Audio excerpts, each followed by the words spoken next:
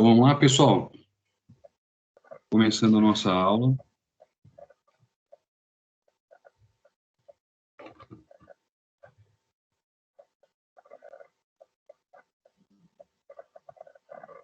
Vamos lá, pessoal. Vamos começar a nossa aula.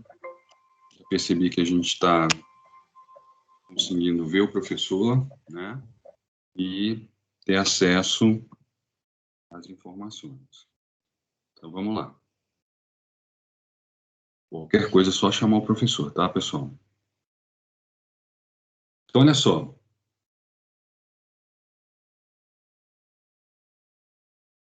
Nós temos, na nossa aula de hoje, nós vamos finalizar a nossa primeira aula, né? A aula número 1. E aí, é importante a gente lembrar que essa aula é um pouco mais extensa, e a gente tem conseguido trabalhar em cima dela sem problema algum, mas é necessário que a gente finalize hoje, tá certo? Vocês vão ver também que na nossa aula 2 eu ainda não consegui gravar para vocês, deixar o link para vocês terem acesso, tá? Mas é esse probleminha que o professor falou do computador, que eu não estou conseguindo resolver ainda, mas ainda hoje eu consigo resolver e já deixar para vocês, tá bom? Então, vamos lá? Vamos começar, então, a nossa conversa. Então, olha só, pessoal. Nós falamos nas aulas anteriores sobre procariotos, né? Então, falamos as características dos procariotos, falamos também sobre a questão da simplificação da célula, e isso tem os seus pontos positivos e pontos negativos, né? Vocês lembram disso? Nós falamos como pontos positivos, essa simplificação da célula, ela permite, então, que você diga, alguém ergueu a mão? Pode falar.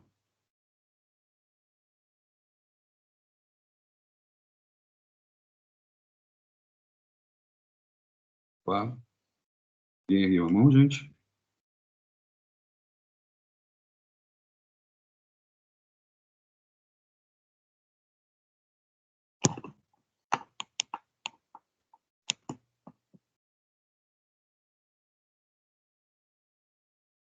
Tá?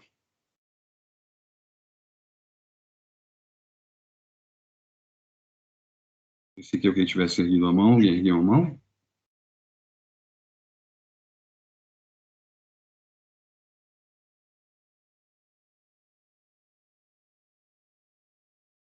Ana Carolina? Ah, não, tranquilo, né? Gente, vamos lá.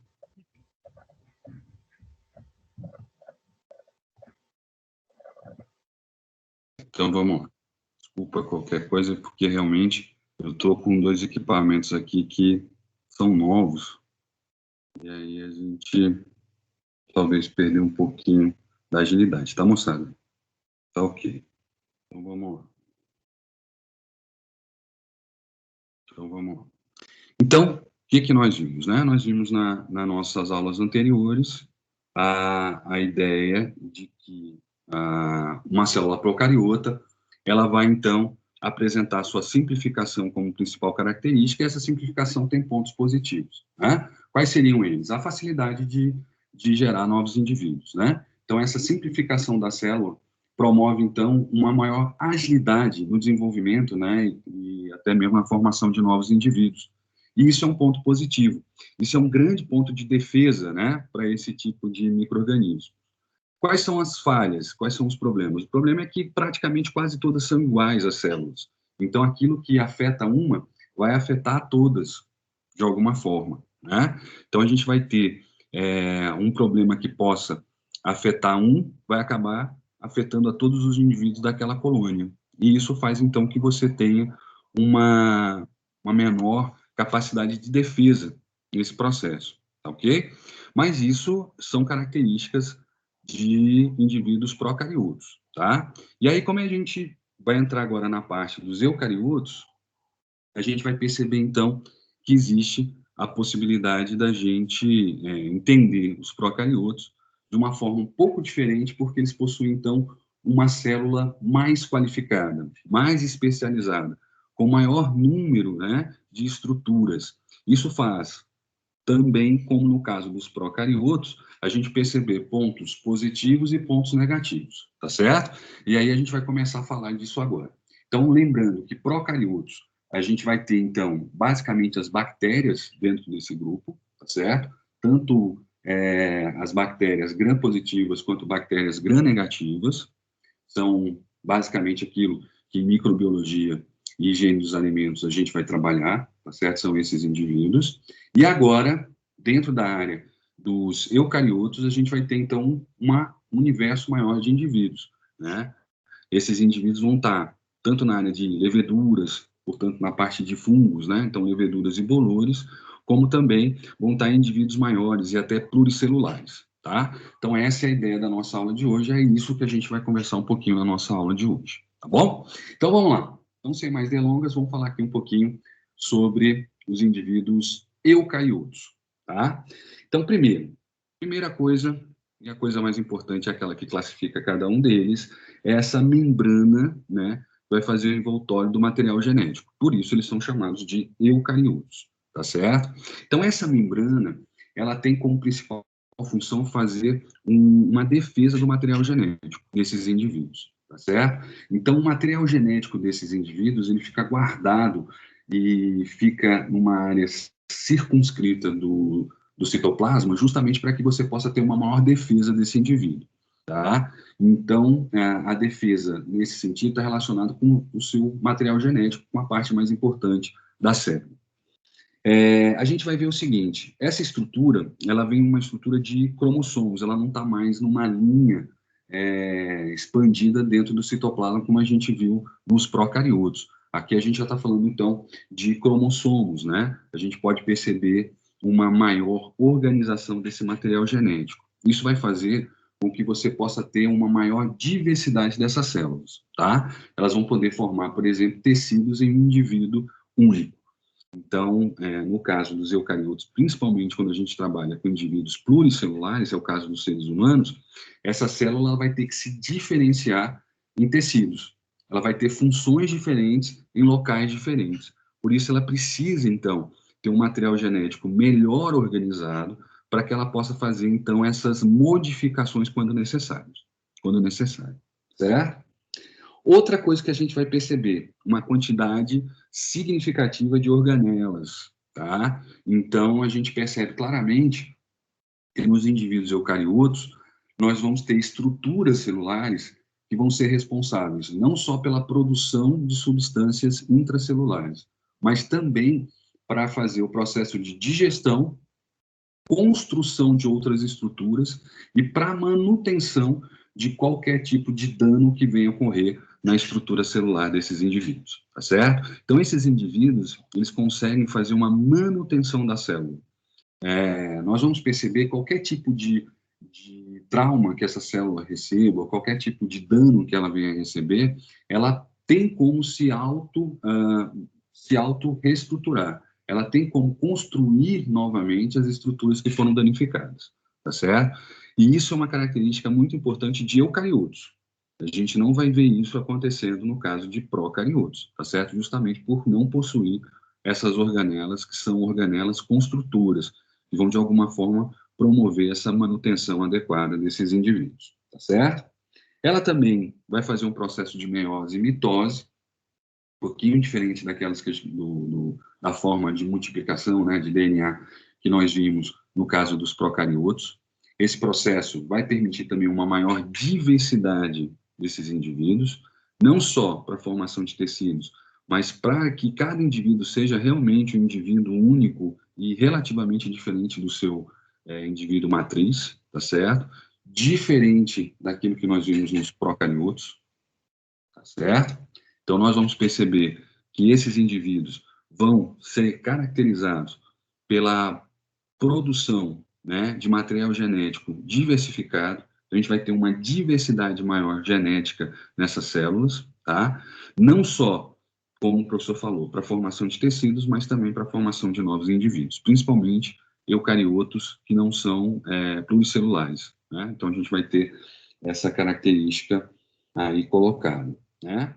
Então, elas vão possuir as organelas, como a gente já falou, mitocôndria, retículo endoplasmático. A gente vai falar um pouquinho sobre cada uma dessas estruturas, porque elas já vão ter uma característica um pouco diferente daquilo que a gente viu quando vimos a primeira parte da nossa aula sobre procariotos, tá bom?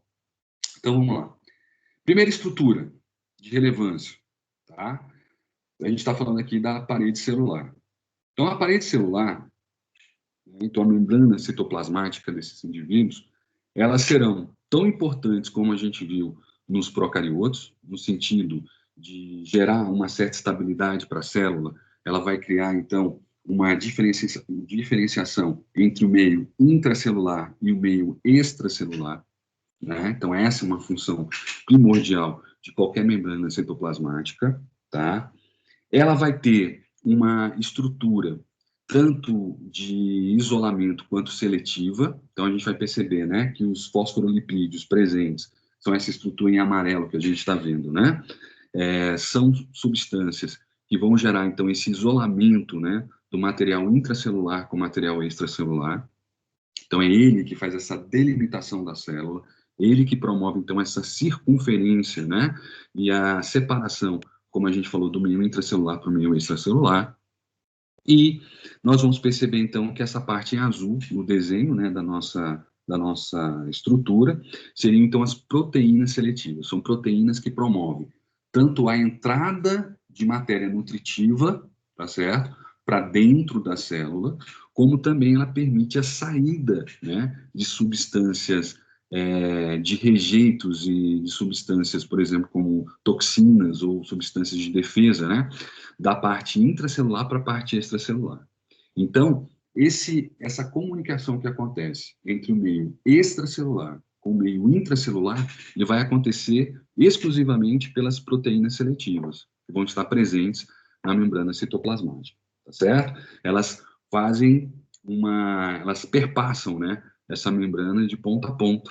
Então, elas fazem realmente essa ligação da parte externa com a parte interna, tá? Então, aqui, como o professor falou, são as proteínas de canal, são essas proteínas na parte azul, né, chamadas de proteínas integrais ou proteínas de canal. A gente chama também de proteína seletiva, né? Então, elas que fazem elas são as portas, tanto de entrada quanto de saída, né? Tanto de material que é desejável na parte externa, quanto material indesejável ou de defesa da parte interna da célula. Tá ok? Então, é dessa forma que esses indivíduos conseguem produzir substâncias e liberar essas substâncias. E conseguem também fazer a sua parte nutritiva, né, de entrada de substâncias, principalmente diluídas em água, né, em um meio aquoso, para que ela possa, então, fazer todo o processo de digestão, tá? Que é um pouquinho diferente dos seres humanos, mas sim um processo de quebra e degradação de substâncias como a proteína, por exemplo. Ok, no caso de alguns indivíduos, né, eucariotos específicos, no caso de leveduras e algumas algas, que a gente vai ter uma parede celular, tá? Então, seria uma parede composta de celulose, então é muito parecida com o que nós temos em vegetais, tá? Então, você tem uma parede celular bastante rígida, que promove, então, esse processo seletivo de entrada e saída de substâncias. Mas isso vai acontecer só em indivíduos muito específicos, tá? No meu caso, por exemplo, de alguns fungos, principalmente a gente vai falar de bolores, né? E também de algas, tá? Onde você tem uma estrutura, como eu falei para vocês, de celulose. No caso de alguns fungos, a gente vai ter a quitina, né? Que é um tipo de proteína que vai fazer, então, essa delimitação do indivíduo, da célula eucariota, ok? E aí, o que a gente tem, então? Nós temos, então, alguns sensores que ficam ligados aí aos fósforos lipídios. São essa substância de isolamento que nós temos na parede extracelular, né, na parede citoplasmática. Então, esses peptídeos glicanos, que são essas estruturas que estão aqui na forma na forma verde, né, aqui no nosso desenho, elas vão ter, então, essa capacidade de fazer, então, uma sinalização. Elas são responsáveis pela captação de algumas substâncias, normalmente são substâncias sinalizadoras, podem ser, por exemplo, hormônios, fito-hormônios, podem ser substâncias que vão, de alguma forma, determinar para esse indivíduo aonde esse indivíduo está localizado e qual se esse ambiente onde ele está localizado é favorável ou não. Então, ele pode estabelecer para esse indivíduo o local, tá certo? Mas pode também estabelecer para esse indivíduo a condição desse local. Diga, moçada, temos uma mão levantada. Bom dia, professor. Eu só Bom tenho dia, dúvida nessa parte. Então, esses receptores, eles são peptidoglicanos ou são glicoproteínas? Eles são peptídeos glicanos, tá? Então, o que seriam isso? Seriam substâncias à base de carboidrato, tá ok? Essas substâncias à base de carboidrato, quando a gente falou sobre células procariotas, a gente está falando de praticamente um muco, tá? Então, elas se apresentam, no caso dos procariotos, com uma composição como se fosse um muco. No caso das células eucariotas, a gente está falando, então, de algumas estruturas que vão ser capazes de fazer essa sinalização. A gente chama de quimiotaxia, tá? Então, elas são como se fossem pelos, vamos dizer assim, tá? Elas possuem estruturas bem diversas, mas elas seriam como se fossem estruturas de sinalização para a célula eucariota, tá? Então, o que a gente pode estar, de alguma forma, entendendo nessa estrutura? A gente está falando de indivíduos muito diferentes. As células eucariotas vão ser extremamente diferentes dependendo do indivíduo que a gente estiver falando. No caso dos seres humanos, esses sinalizadores, vamos dizer assim, essas estruturas de sinalização, elas vão ser responsáveis, por exemplo, para fazer a absorção e também a ligação de alguns hormônios, tá? Então, ela vai sinalizar algumas reações que vão acontecer na célula pela presença de algumas substâncias químicas, como hormônios. A gente tem desde a insulina até o hormônio do crescimento. Então, são essas estruturas que vão estar ali, de alguma forma, recebendo informação do próprio organismo, tá? Pela sinalização química, pela quimiotaxia, ok? No caso de células para micro-organismos, essas células elas vão ter uma estrutura um pouco mais complexa. Então, elas vão sinalizar não só a presença de substâncias para informação, como, por exemplo, no caso, você pode ter ali a presença de álcool, a presença de substâncias de controle químico, né? Álcool, cloro, que vão, de alguma forma, prevenir essa célula sobre uma possível degradação. Mas elas também vão estar ali para fazer identificação de temperatura, de pH, tá certo? Então, quando a gente fala dessas estruturas à base de carboidrato, no caso de indivíduos mais complexos, pluricelulares, que formam tecidos, estruturas mais complexas, a gente está falando de uma estrutura que fica basicamente para fazer a sinalização de hormônios ou substâncias que a gente chama de quimiotaxia. Fazer só a sinalização e essas informações são passadas para a célula através da presença dessas substâncias químicas. Hormônios, né, como a gente já falou aqui, substâncias de sinalização. No caso de células menores, a gente está falando, por exemplo, de micro-organismos, que é o caso de leveduras, fungos, até alguns protozoários, essas estruturas elas vão ter uma conotação um pouquinho diferenciada porque elas não estão dentro de um organismo, né? Elas estão no meio externo. Então, elas vão ser utilizadas para fazer o que a gente chama de quimiotaxia. Então, seria a observação de temperatura, de presença de algumas substâncias que são de degradação, tá certo? Algumas substâncias de degradação. Então, essas substâncias de degradação, elas vão ser, de alguma forma, captadas e vão passar essa informação para a célula através dessas estruturas. Beleza? Beleza. Obrigada, professor. Tranquilo. E elas podem também ter estruturas não só de carboidrato, mas também de outras substâncias, tá certo? Pode ser gordura, por exemplo. Então, de célula a célula, como a gente está falando de indivíduos muito diferentes, né? Apesar de todos serem eucariotos, mas serem indivíduos diversos, a gente está falando do ser humano, como a gente está falando de uma levedura, todos eles são eucariotos. Aí a gente pode ter composições diferentes, tá? Mas basicamente são formados por carboidratos e podem ter na sua estrutura também proteínas, como podem ter também gorduras, tá bom?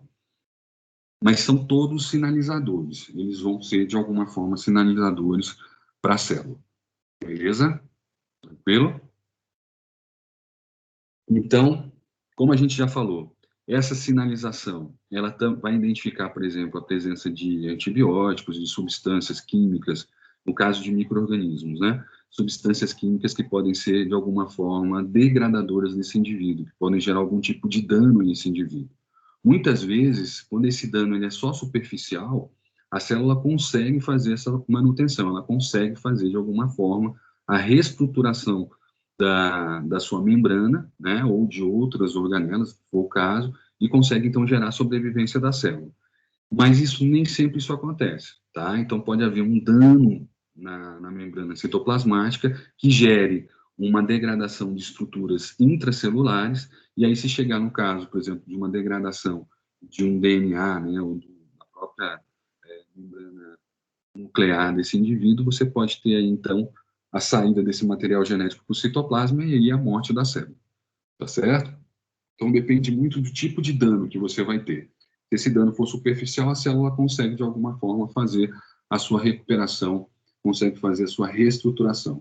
Se esse dano for bastante significativo, aí a célula vai chegar à morte, a célula vai, de alguma forma, não conseguir sobreviver, tá? Principalmente quando há dano no material genético.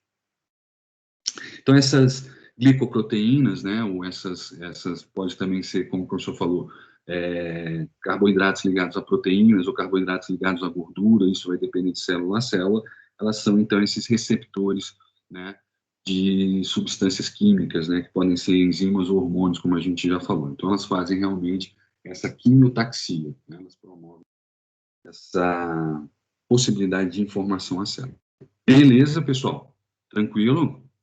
Então, a membrana citoplasmática ela tem essa característica bastante importante, né? No caso dos procariotos, ela tem uma importância maior, tá, moçada? No caso dos procariotos, a gente já falou sobre isso, é ali que está a identificação da célula.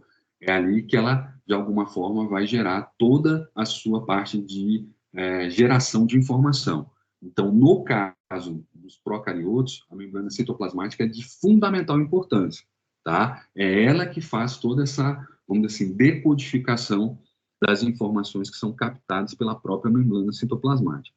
No caso das células eucariotas, essa decodificação ela é feita lá no núcleo da célula, tá certo? Então, toda a parte do citoplasma ela vai ter uma, vamos dizer assim, uma importância um pouco menor do que no caso dos procariotos. No caso dos procariotos, a gente vai ter ali toda a informação, de alguma forma, do ambiente, de toda parte estrutural da célula, se houve algum dano, está ali, de alguma forma, marcada no citoplasma, no caso dos procariotos. No caso dos eucariotos, aí o núcleo tem uma maior importância, é ali que é decodificada todas as informações são captadas na membrana citoplasmática. Beleza? Todo mundo entendeu? Tranquilo? Certinho? Tranquilo. Então vamos lá. Tranquilo, né? Então vamos lá.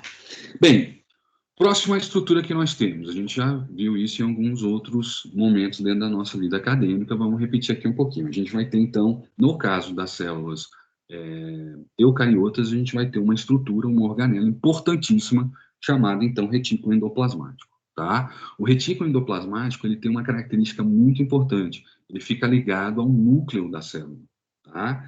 E ele fica ligado ao núcleo da célula porque ele vai ter uma estrutura tanto de manutenção da célula, tá? Então, toda vez que você tiver o dano na membrana citoplasmática, toda vez que a gente tiver algum tipo de trauma, e esse trauma possa ser revertido, ele possa ser de alguma forma reconstruído, quem vai fazer essa reconstrução, ou parte dessa reconstrução, é o retículo endoplasmático, tá certo? Então, uma das características do retículo endoplasmático é a síntese de lipídios. E aí é onde você vai ter a síntese de fosfolipídios, tá? Os fosfolipídios compõem, então, mais de 90% da membrana celular, tá? Essa membrana que tem como isolamento, né, essas substâncias que são os fosfolipídios, elas, quando sofrem algum tipo de dano e podem, de alguma forma, ser reparadas, é através dessa estrutura que você vai ter o suporte para a liberação dessas substâncias, tá? Nessa estrutura também você vai ter uma alta concentração de enzimas e proteínas, tá? São elas que vão fazer, então, a síntese desse material. Então, toda vez que a célula sofre algum tipo de dano, essa sinalização vai ser passada para o núcleo da célula, e a célula, então, dispara essa informação para o retículo endoplasmático. E é no retículo endoplasmático que você tem a síntese, né? Tanto de lipídios, como também você vai ter o armazenamento de proteínas e alguns tipos de lipídios também, onde você vai ter a formação para reposição do material citoplasmático, tá certo? Da membrana citoplasmática. Também é nesse local que a gente vai fazer o armazenamento de algumas enzimas digestivas, tá? Então, grande parte dos micro-organismos eucariotos vão promover um processo de fagocitose para a obtenção de energia. Então, essas células chegam até o indivíduo e promovem ali uma invaginação desse indivíduo no seu citoplasma. Então, essa invaginação vai acontecer o quê? Células, né, e enzimas digestivas vão fazer a quebra desse material, e esse material vai ficar armazenado em algumas estruturas dessa célula. No caso de água, a gente vai ver que é o vacúolo, né? A água presente nesse indivíduo vai ser, de alguma forma, armazenada numa estrutura chamada de vacúolo. Toda a parte de gordura, né, de lipídios, e a parte de proteína vai ficar, de alguma forma, armazenada no retículo endoplasmático, tá? Então, é retirada essas estruturas de outros indivíduos, são armazenados dentro da própria célula, e assim que necessário, elas são disponibilizadas para fazer a manutenção da célula, tá bom? Então, no caso do retículo endoplasmático, a gente, além de ter a liberação dessas enzimas que são digestivas para fazer a degradação de indivíduos que foram fagocitados, você tem também em algumas enzimas que são construtoras, que vão promover, então, a construção desse material para reposição, principalmente da membrana citoplasmática. Ok? Tranquilo? Então, é dessa forma que o retículo endoplasmático gera, né, essa reposição e a capacidade de armazenamento para reposição. Tá? Então, armazena, como aqui está colocado, proteínas e lipídios e faz a liberação dessas enzimas digestivas, né, que a gente vai ver que foram, de alguma forma, são sintetizadas no complexo de Golgi. Vamos mais um pouquinho. Então, chegamos aqui em outra estrutura importante, tá? Então, uma célula eucariota vai ter, além do seu núcleo preservado e isolado, né, no citoplasma, você vai ter estruturas que são de armazenamento, estruturas de construção, né? Uma dessas estruturas importantes que vão fazer, então, esse transporte, né, de substâncias para fazer a manutenção da célula, ou até mesmo para fazer a liberação de algumas substâncias tóxicas presentes dentro da célula, uma dessas estruturas se chama complexo de Golgi, tá? Então, o complexo de Golgi é como se fosse uma avenida que vai gerar, então, a possibilidade de você ter a comunicação do meio intracelular com o meio extracelular. É necessário que, nesse caminho, você tenha uma proteína seletiva ao final, né? Para que você possa fazer, então, não só o carreamento dessas substâncias, mas para que você possa fazer a liberação. Então, teoricamente, toda estrutura, né, todo complexo de Golgi, ele vai ser ligado, basicamente, a um retículo endoplasmático que liga até uma proteína seletiva lá na membrana citoplasmática, tá? Então, esse caminho, né, dessas substâncias, que são muitas vezes dejetos presentes dentro da própria célula, então, no processo de digestão, algumas substâncias são tóxicas, e elas precisam ser liberadas da célula, o transporte acontece pelo complexo de Golgi, tá? Outra coisa também, algumas estruturas que são danificadas dentro da célula e que não podem ser, de alguma forma, utilizadas para reposição, elas vão ser, de alguma forma, liberadas através também e transportadas também pelo complexo de Golgi, tá? Algumas células também vão produzir algumas substâncias, podem ser, no caso de indivíduos pluricelulares, podem ser hormônios, tá? Ou podem ser também substâncias tóxicas, no caso, principalmente de micro-organismos. Então, essas substâncias que são normalmente proteicas, né, com uma carga também de lipídios, elas vão sair, vão ser transportadas justamente pelo complexo de Golgi, tá? Então, o complexo de Golgi tem essa característica, né? Ela faz, então, esse transporte de substâncias intracelulares para o meio extracelular, tá? Pode também fazer esse transporte do meio intra para o meio intra. Então, você passar alguma substância que está na parte superior da célula para a parte inferior, você pode fazer, então, esse transporte dentro do citoplasma. Mas, acontece também para meio externo. Então, o complexo de Golgi tem essa característica, tá? É ali também que você vai fazer o que a gente chama de enzimas digestivas, que são os lisossomos, né? Então, é no complexo de Golgi também você tem a formação e a produção dessas substâncias digestivas, né? Essas proteínas chamadas de enzimas digestivas, tá? Que quando, a gente já falou aqui um pouquinho sobre isso, quando existe a fagocitose dessa célula em relação a outra célula, é necessário que a gente faça a degradação da célula fagocitada.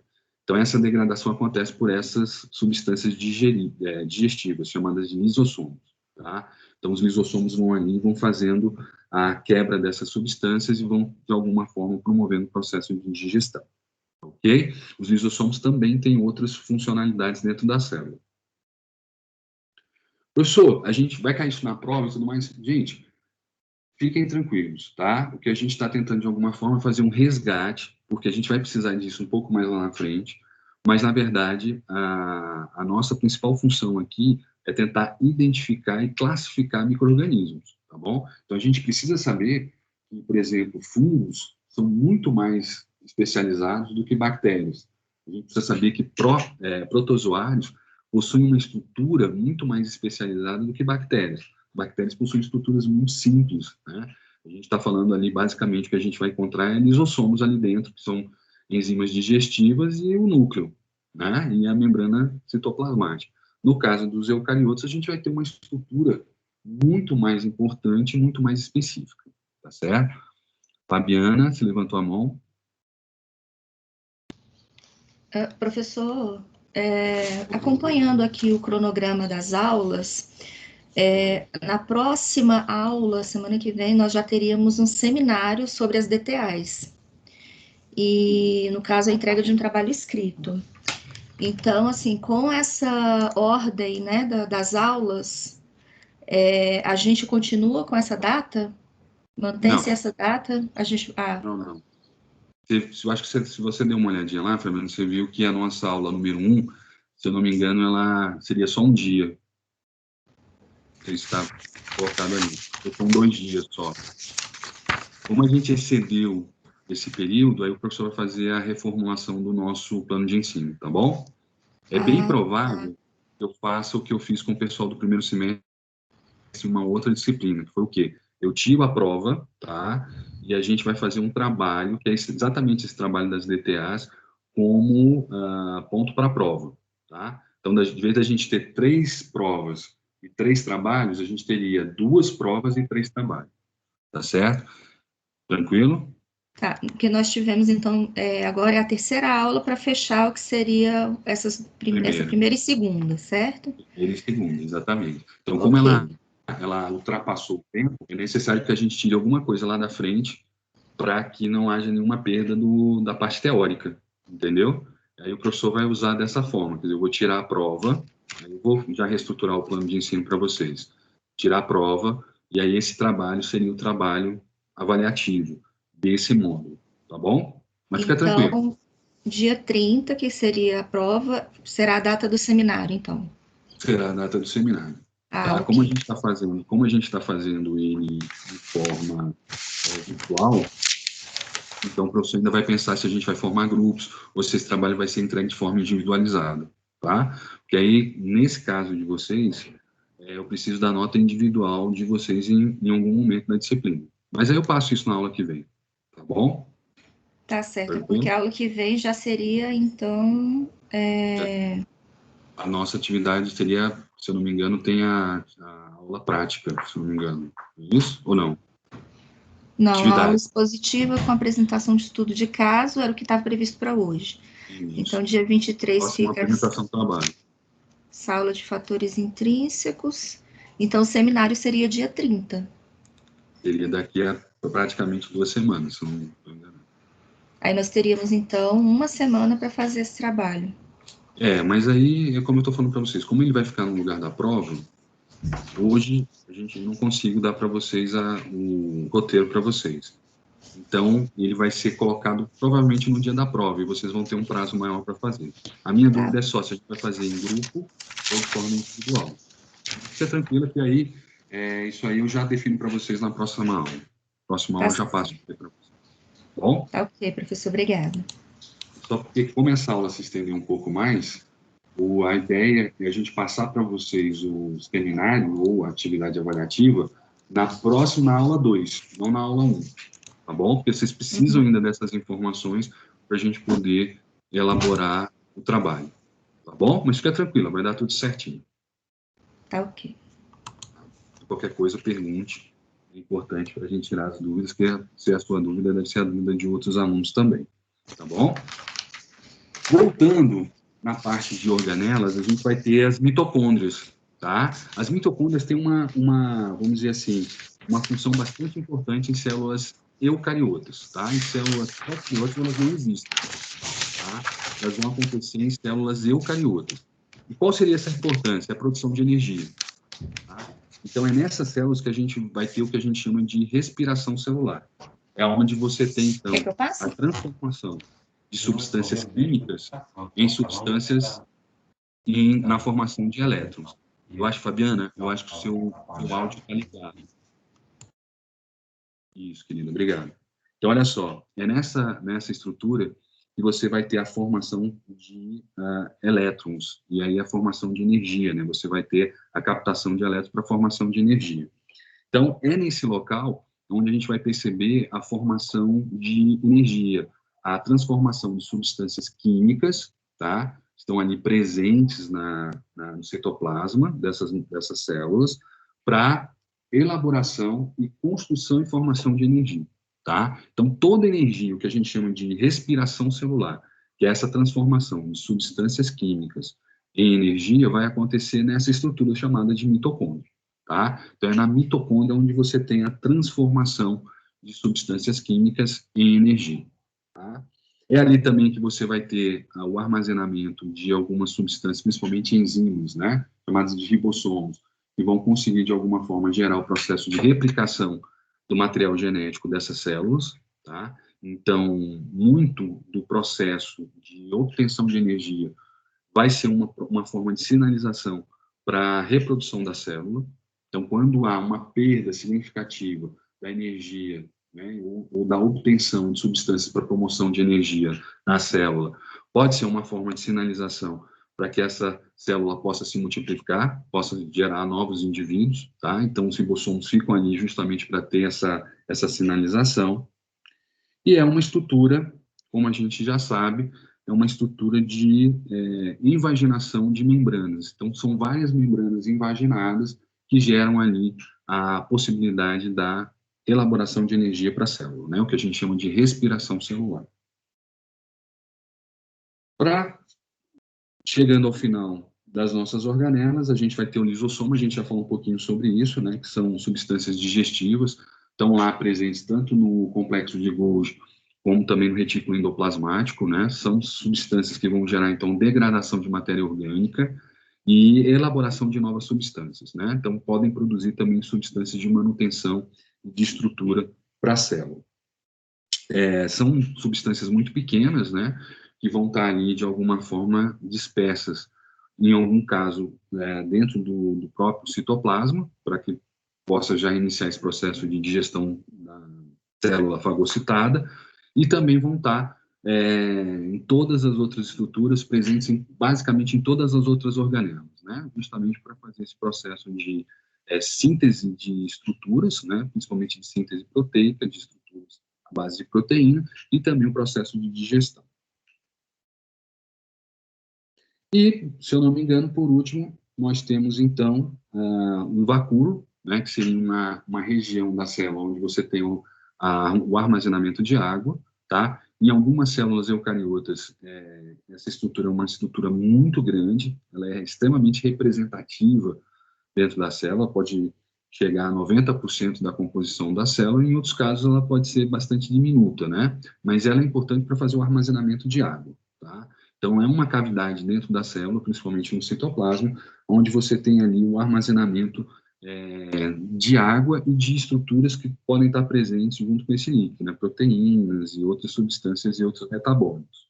Mas, basicamente, é onde você vai ter ali o armazenamento de substâncias como a água, né? Onde todo o processo de de síntese de proteínas, de estruturas proteicas, de toxinas, acontece na presença de água. Tá? Então, tudo é feito através do processo de hidrólise, né? E de formação de substâncias também, não só quebra, mas formação. Então, todo o processo enzimático acontece sobre, né, sobre a presença de água. Então, a água é fundamental dentro desse processo. Ela vai ser, grande parte do armazenamento nessa estrutura vai ser de água. Mas também você tem proteínas, lipídios, né?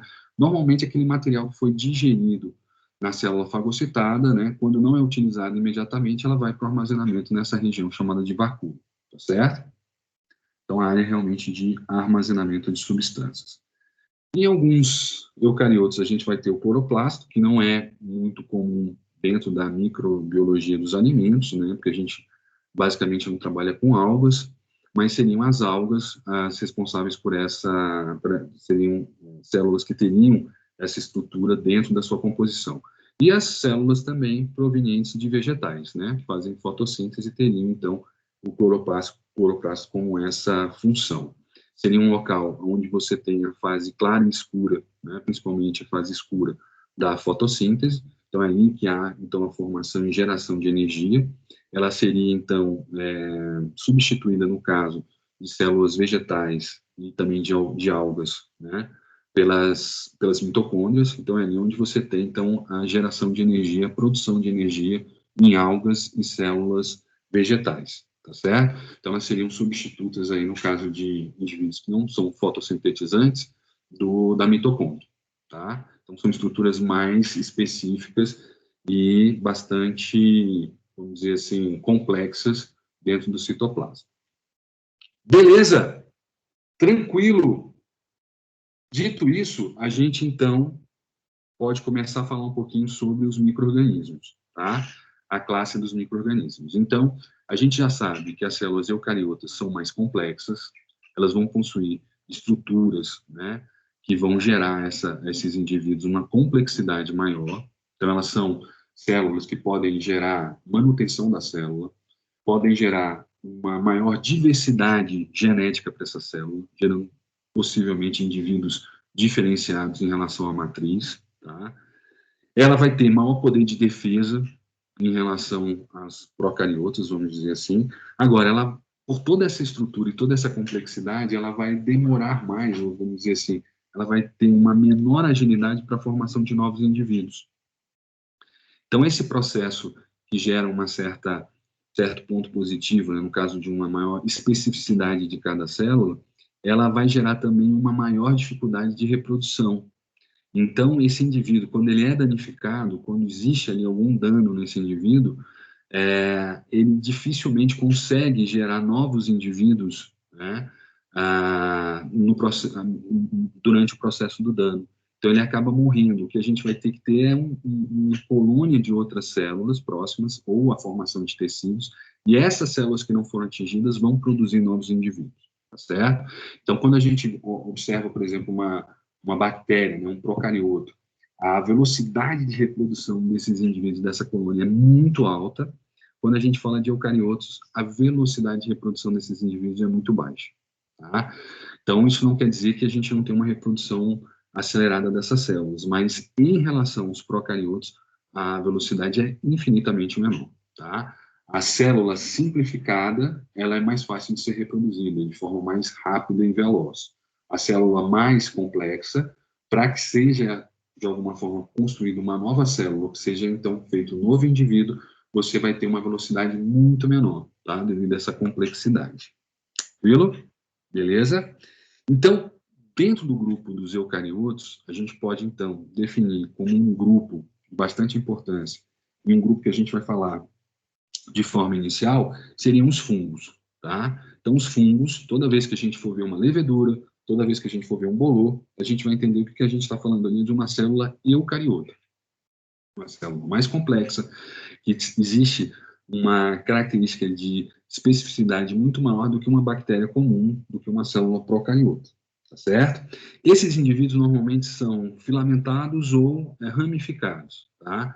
Então, eles possuem células que são ligadas umas às outras e gerando, então, uma ramificação ou um filamento, tá? Então, são indivíduos pluricelulares na sua maioria das vezes, ou formam colônias, né, vamos dizer assim, ou geram indivíduos de maior facetado, tá? De maior quantidade de células.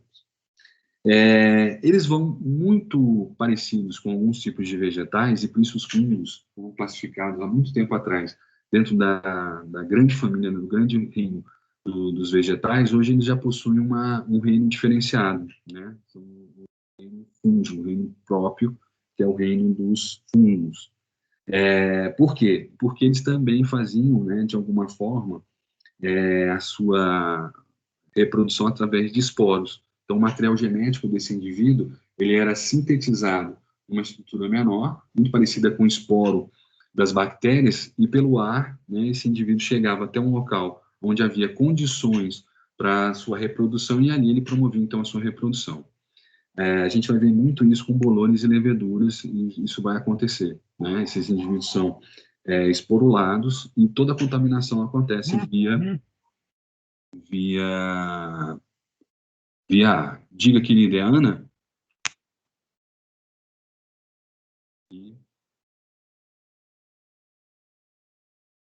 Oi, Ana, pode falar. Ou pode escrever, fica à vontade.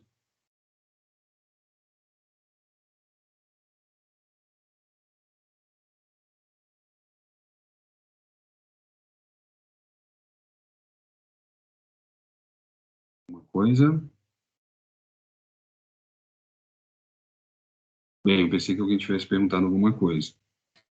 Ela mandou no chat, a Ana Clara tá pedindo para você repetir essa parte que ela não tá conseguindo escutar. Ah, tá, tranquilo. Então, Ana, vou repetir para você, tá joia? Então, a gente vai começar a falar agora de fungos, tá? Que é um grupo bastante importante dentro da microbiologia de alimentos. Os fungos são indivíduos eucariotos, então eles possuem uma estrutura totalmente diferente dos indivíduos procariotos, das bactérias que nós já falamos, tá certo?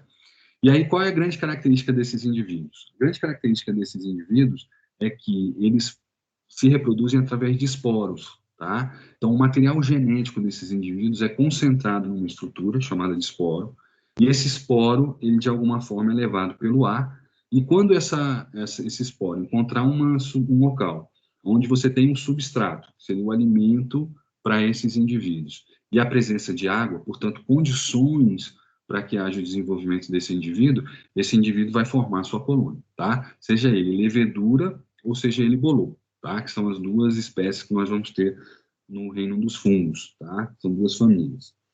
Então, o que acontece? Esses indivíduos, eles vão ter uma característica também um pouquinho diferente de outras células que a gente já falou. Eles vão poder fazer a captação de umidade pelo ar. Então, eles não precisam necessariamente ter uma matéria orgânica com alta concentração de água. Eles podem fazer essa captação da umidade que é necessária para as suas, vamos dizer assim, funções e para as reações que vão acontecer dentro dessa célula, necessariamente presente na matéria que vai ser digerida. Eles podem utilizar como fonte de energia e como fonte de obtenção de umidade, de água, o meio externo, tá certo? Então, é muito comum você ver a presença de bolores e fungos em estruturas muito secas, né? Estruturas que têm baixa concentração de água. Por que isso acontece?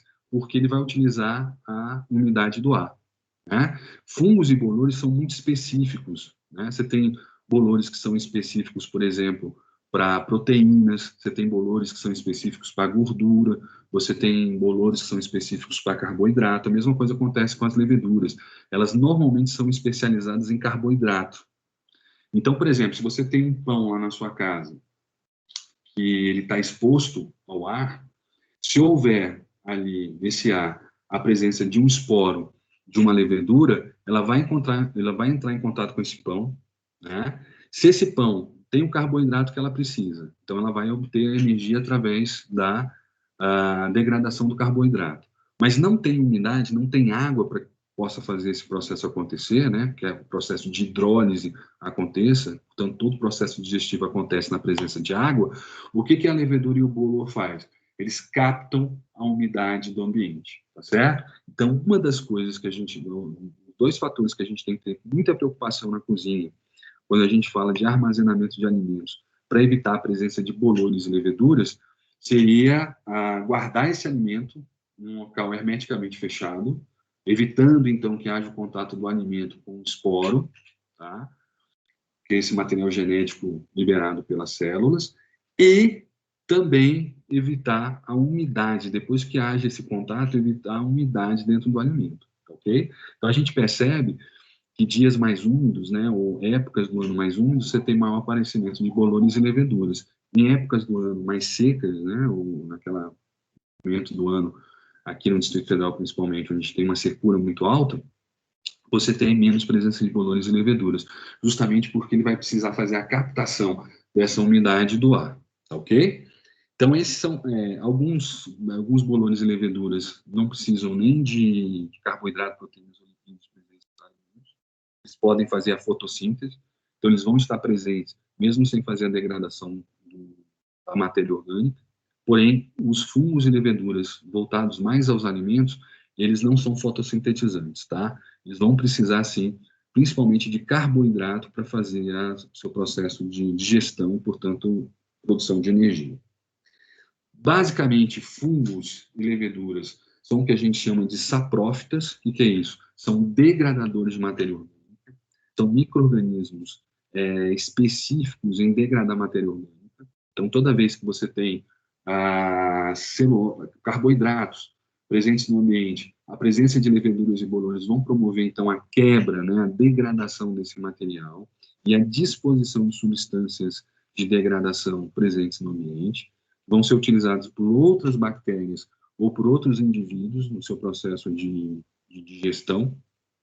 Então, bolores e leveduras têm essa importância na natureza.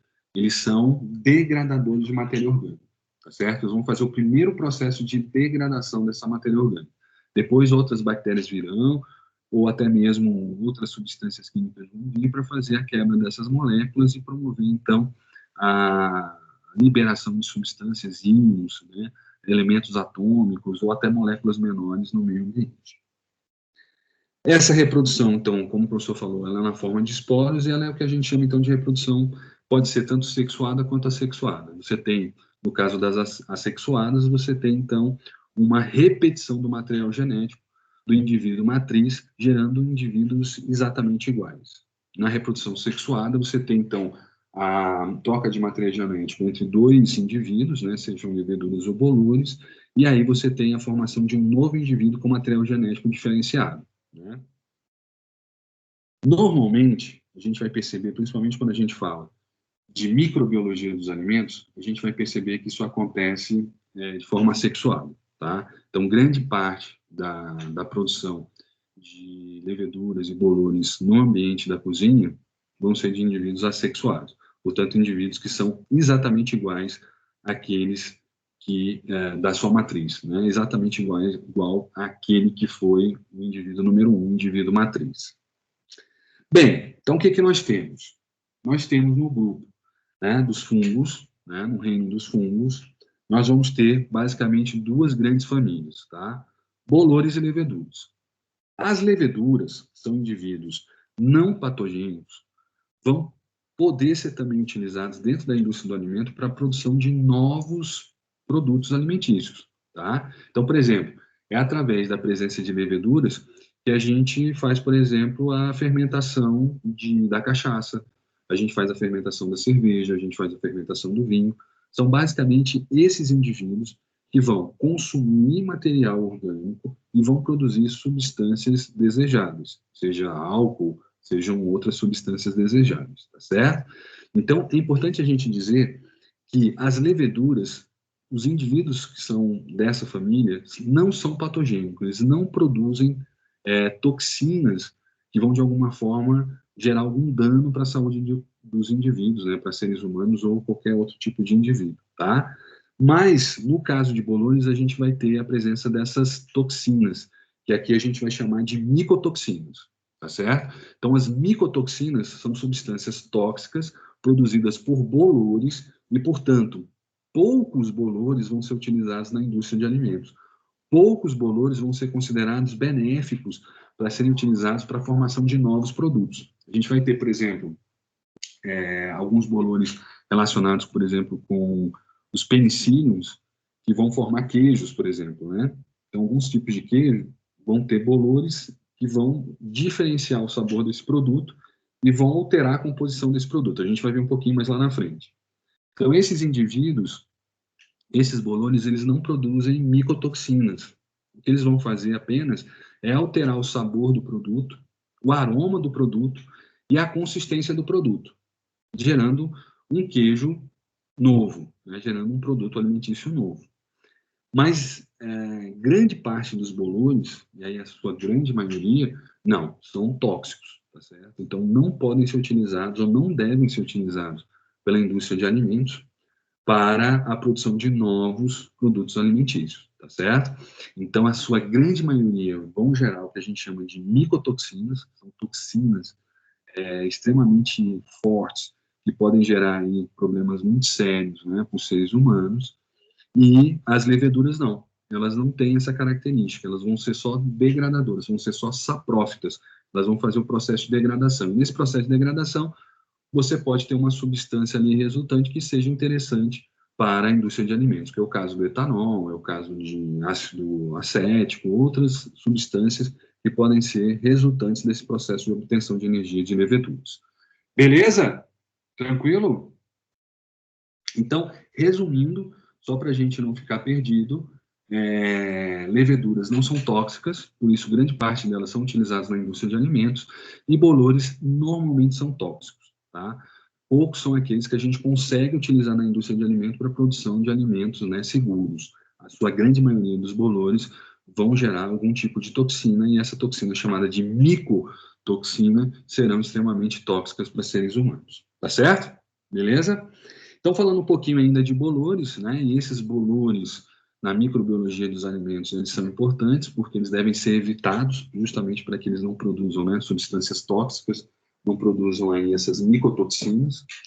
Então, a gente vai perceber o seguinte, e aí é uma dica do professor bastante importante. Toda vez que a gente vê uma fruta, e essa fruta apresentar algum tipo de bolor, tá? É importante a gente perceber que o olho humano ele vai perceber já um processo bastante evoluído da colonização de bolores.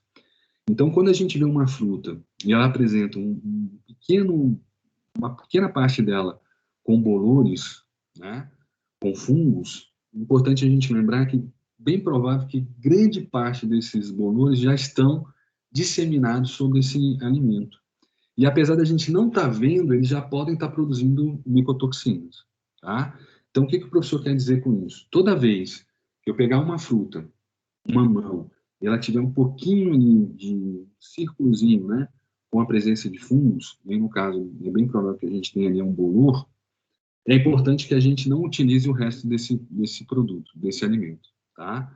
Ah, professor, mas é bem pouquinho, a gente corta no meio e usa a outra parte. Tá, você está correndo o risco de estar consumindo uma parte que visivelmente parece estar boa, parece não estar colonizada, mas que já pode estar colonizada e já pode ter ali a produção de micotoxinas, tá? Dificilmente uma pessoa morre com o consumo de um alimento intoxicado por micotoxinas, numa primeira vez, tá? Isso é muito difícil de acontecer, porque a produção de micotoxinas, ela, por maior que seja, ela ainda não gera a possibilidade de morte de um indivíduo. Mas o consumo constante e em pequenas quantidades durante muito tempo podem gerar problemas muito sérios, principalmente no fígado e no rim, tá? Então há uma possibilidade de toxicidade hepática e renal bastante significativa em pessoas que consomem com certa frequência alimentos já contaminados por bolores, tá? Então, assim, o que a gente pode fazer de cara? Viu que o alimento já apresenta uma leve comprometimento com o bolor, não consuma aquele alimento, tá certo? Mesmo que grande parte dele não apresente nenhum tipo de aparência, né, de presença de micro-organismos, né, no caso de fungos, bolores ou leveduras, que aí não dá para a gente saber se é bolor ou levedura, mesmo assim é interessante que a gente não faça o consumo desse alimento, tá? Esse alimento possa ser utilizado para outra utilização, mas não para alimentação humana ou alimentação animal, justamente porque pode ter ali a presença de micotoxinas, tá? Então, pegou aquela fruta, ela tá com um pontinho ali de bolor, não use essa fruta, não use essa fruta. Realmente a gente tem que desprezar esse produto, porque a possibilidade de você ter ali a contaminação do fruto inteiro e uma pequena parcela dele já está contaminada com essa toxina, micotoxina, é bastante significativa e é possível, tá certo? Então, como é que a gente faz para defender os alimentos, né, ou proteger os alimentos da presença de fungos, bolores e levedura? Portanto, de fungos, no caso, bolores e leveduras. É a gente acondicionar de forma adequada esse alimento. Você lembra quando o professor falou sobre os esporos de bactérias? A gente também usa a mesma ideia para os esporos de bolores e leveduras, tá? Portanto, bolores de fungos, esporos de fungos. Qual seria a nossa ideia? Sempre que você tiver um alimento, esse alimento, de preferência, deve ser guardado em um local fechado, não possibilitando, então, a presença de ar, né, e contaminação de esporos pelo ar. Então, quando a gente fala, por exemplo, no caso de fruteiras, né, que são aquelas estruturas que a gente tem na cozinha, em cima da sua mesa, onde a gente faz a disposição dos frutos, ela é muito interessante e muito bonita. E ela facilita, né, o acesso ao alimento. Mas ela também, ao mesmo tempo, facilita o acesso dos bolores ao alimento. Então, o certo é a gente acondicionar frutas, né, frutos e hortaliças em local fechado, justamente para evitar que você tenha a presença de esporos de fungos, né, bolores ou leveduras, tá certo? Por quê? Porque a presença do oxigênio possibilita que esse indivíduo cresça e se desenvolva, tá? Então, eles são aeróbios, eles captam, né, o oxigênio e a umidade do ar e acabam, de alguma forma, quando a possibilidade de entrar em contato com o alimento, vão formar ali as suas colônias, e essas colônias vão fazer a degradação desse material orgânico, tá certo? Eles vão atacar frutos ácidos, alcalinos, então eles atacam maçãs, que são levemente ácidas, morangos, laranjas, né, que são produtos que vão ter uma acidez bastante acentuada, sem problema algum. Como também vão atacar outros tubérculos, né, como mandioca, mandioca é uma raiz, tubérculo seria uma batata. Então, raízes, tubérculos, que têm uma certa neutralidade ou até um pouco de alcalinidade. Então, independente do meio onde esse indivíduo está presente, ele vai sim estar preparado para fazer a degradação desse material, tá? Então, o que a gente pode fazer é fazer o armazenamento adequado desse produto para evitar a presença de bolores, principalmente de bolores, tá? Porque fungos a gente já viu que eles degradam o alimento, mas não causam problemas de intoxicação, eles não produzem toxinas. Quem vai causar esse problema e quem vai gerar esse problema são os bolores. Então, o grande problema são os bolores. E aí, quais são os bolores que a gente vai encontrar nos alimentos que geram uma intoxicação e que podem, de alguma forma, gerar danos aos indivíduos, tá certo? A gente vai ter aqui, o primeiro são os aspergilos. Os aspergilos são uma família, né, de indivíduos eucariotos que vão produzir micotoxinas, tá? Então, a gente vai perceber, por exemplo, a presença deles em castanhas, a presença deles em produtos à base de carboidrato, a gente vai perceber eles em produtos que tenham, né, na sua estrutura celulose, porque esses indivíduos, eles vão, de alguma forma, ter maior contato com produtos à base de carboidratos, tá certo? Isso é muito comum. Então, que nós temos aqui, né? Ela vai apresentar uma coloração esbranquiçada, né, dentro da sua colônia.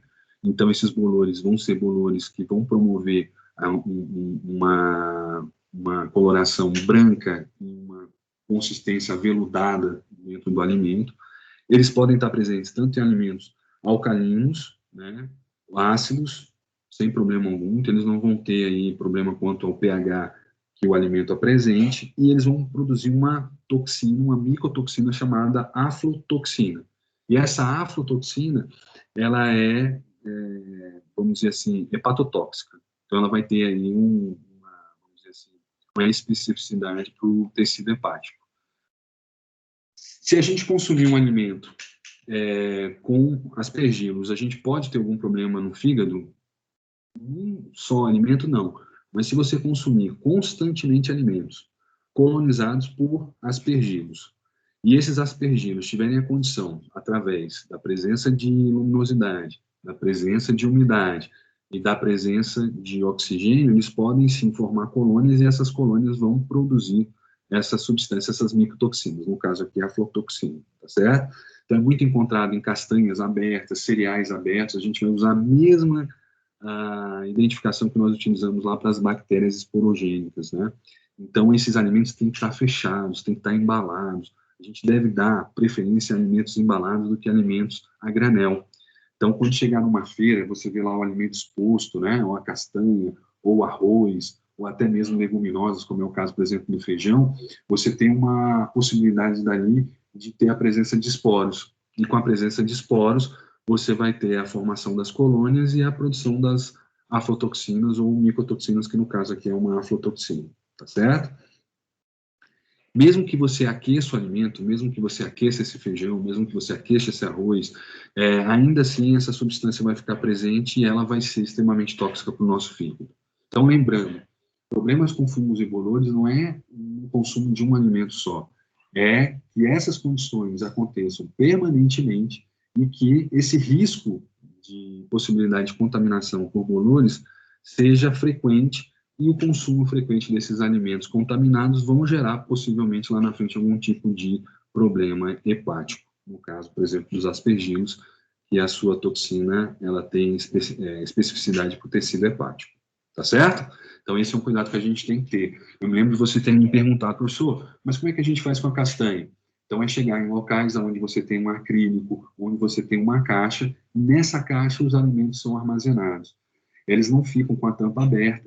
Você tem, então, a pessoa, quando for fazer a manipulação do alimento, ela faz com a presença de luvas, né, ou um material que seja higienizável, justamente para que você não tenha a possibilidade de contato de esporos, seja de bactérias ou de bolores, dentro desse alimento, certo?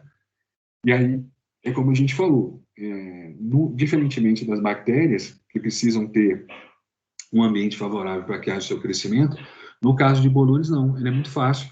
Ele chega, tem ali o carboidrato, que é a fonte de energia que ele precisa, e ele vai captar a umidade do ambiente. Então, quanto maior a umidade você tiver, quanto maior a presença de água no ambiente, mais fácil você vai ter a colonização de bolores e leveduras.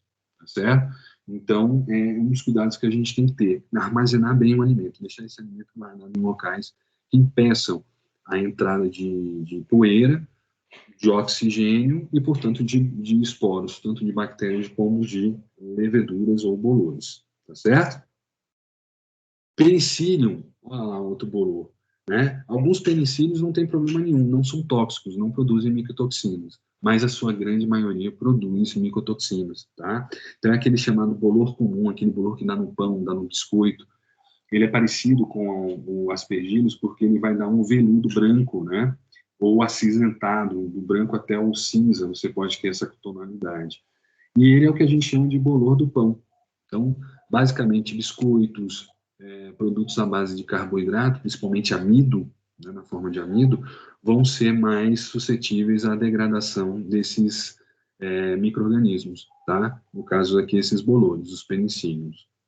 Eles são específicos para obtenção de amido, tá? Então, eles vão fazer a quebra da molécula de amido para obtenção de energia, e eles produzem, sim, uma substância tóxica, uma micotoxina, que é a acrotoxina, e ela é nefropática, quer dizer, ela tem uma especificidade tóxica com as células do tecido do rim, né? Então, ela, quando consumida em grande quantidade, então aquele pão que você viu, né, um pão de forma, onde a primeira e a segunda fatia estão com bolor, né, e aí provavelmente é o penicílio, né, um bolor comum. E você come as outras fatias, é bem provável que ali, no processo de armazenamento, você tenha um maior desenvolvimento de algumas fatias já com a possibilidade de visualização da colônia, e as outras não, mas elas já estão colonizadas e já estão produzindo agrotoxina. Então, esse é o cuidado que o professor falou.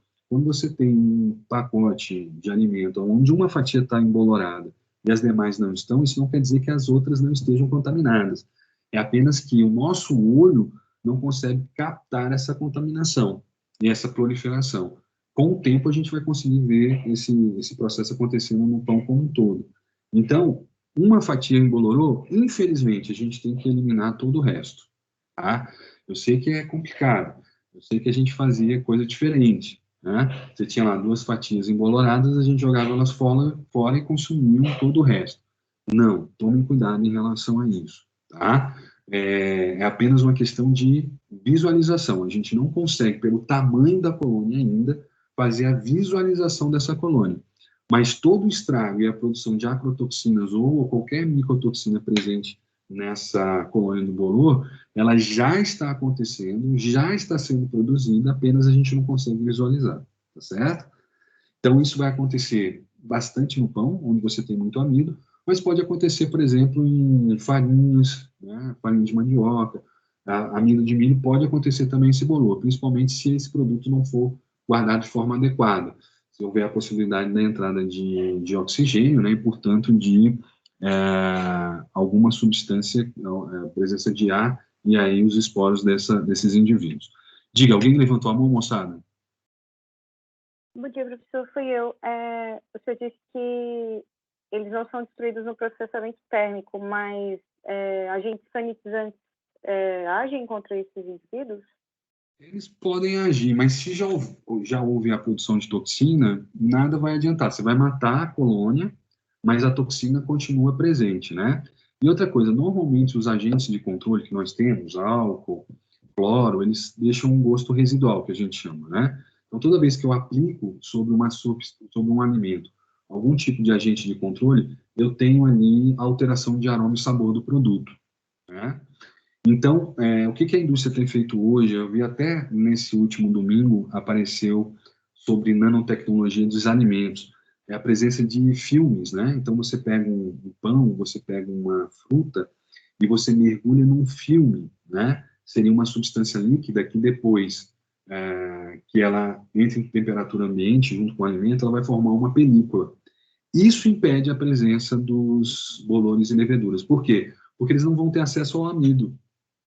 Então, esses alimentos, isso a gente está falando de algo para o futuro, né? Podem ser protegidos através de agentes de controle dispersos ali nesse filme.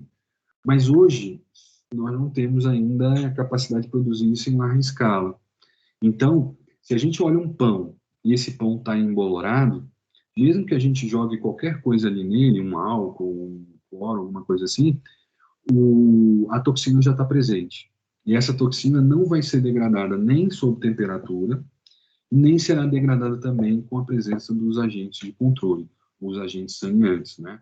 O álcool, o cloro. Então, você mata a colônia, mata os indivíduos, mas aquilo que eles já produziram, que é o caso da micotoxina, já está ali presente, tá certo? Então, o que fazer, professor?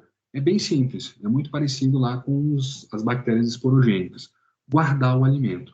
Toda vez que você pegar um pão de forma e você tirar lá 2 fatias, não deixe a embalagem aberta. Feche imediatamente, né? Faça ali um fechamento daquela embalagem, porque isso você evita que mais ar entre e esse ar esteja presente ali com esporos ou de bactérias ou de bolores, no caso de bolores, né? Ou leveduras também. Então, a coisa mais eficiente que a gente pode fazer é o quê? É você consumir um alimento dentro do seu prazo de validade, e, principalmente, armazenar esse produto de forma adequada. Não permitir que você tenha muito contato com o ar, com esse alimento. Então, deixar ele, por exemplo, a gente faz muito isso com biscoito, né? Você tem vidros onde você coloca o biscoito e fecha.